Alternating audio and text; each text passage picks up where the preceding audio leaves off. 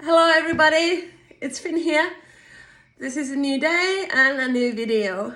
So year is 2016 and I have woken up at the Moishe house and my phone was low on battery and I have this thing, I was putting makeup on and then I was in the morning and I was just thinking, I need to go to the Eastern Temple, and I was feeling this telepathic connection with my old housemate Alejandro, and I thought this is Alejandro inviting me to go to the temple. So I started walking towards the temple, and then my phone was acting really weird. It was switching off, switching on, and I couldn't find the Google Maps. But I managed to walk from the Moishe house in Wilsden Green to Neasden to the Hindu temple. And I still to this day have no idea what was going on. Around the corner from the temple, I saw a guy wearing a hat and talking to the phone, and I felt like he was following me. I had this feeling that something big was happening, that there was some kind of major event at the Neasden temple, and that it was going to change everything, that maybe my housemates would take me back to live in the house and I could be with Tikkari, or maybe Alejandro wants to propose to me, or I had all these expectations of something really good and big happening. I got to the temple and I went inside, and this lady approached me while I was sitting on the temple floor. And she said to me, she came to me and she said, when this is all over, I want to get your phone number, because I was mobile hairdresser. She said, so because you're a mobile hairdresser, I want to get your number.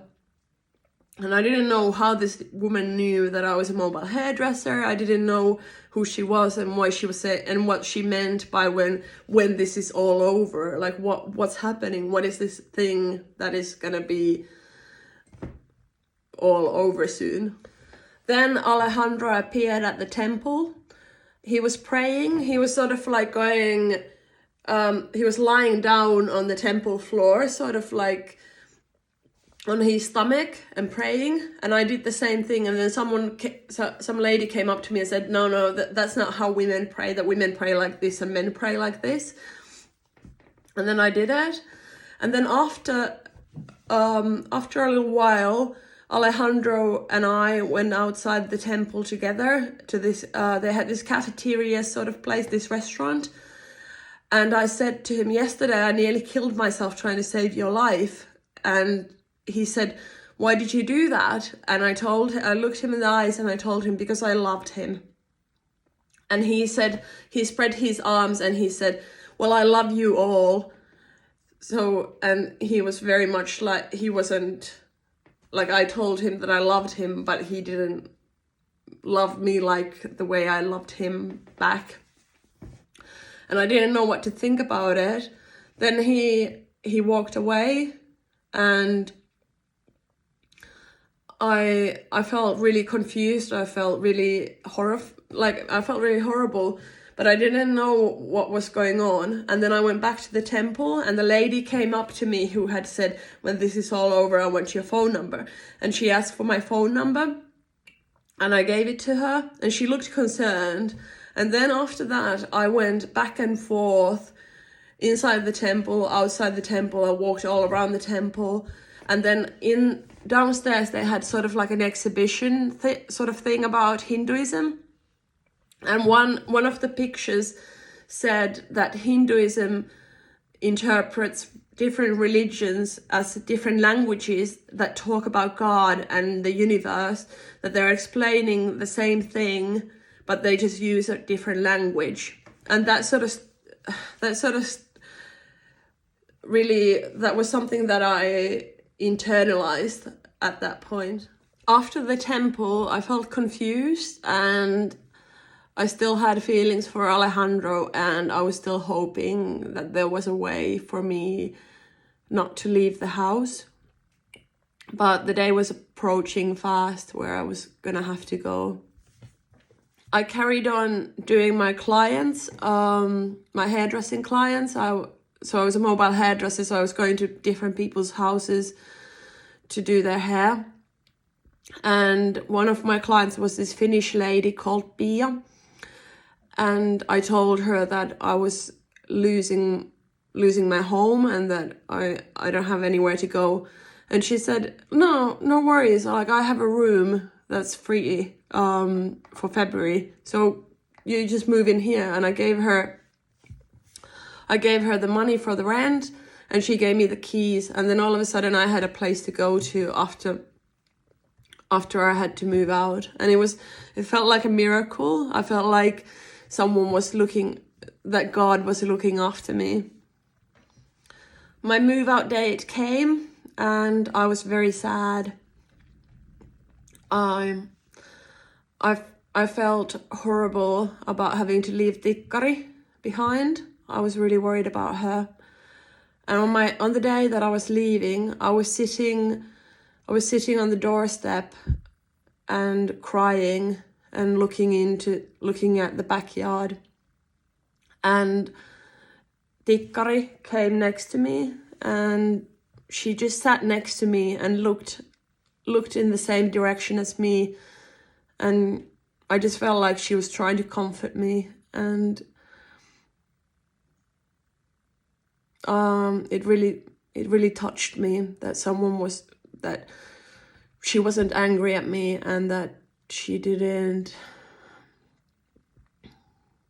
she wasn't barking at me or trying to hurt me, that she was just there for me. I had hired a man. In London, there's a service called Man in a Van, which means they help with moves, and when people need a van and a man to help. So I had hired that. It was the guy was a black guy, and it was from West London, from Ealing to East London, where Pia lived, in East London, near Old Street.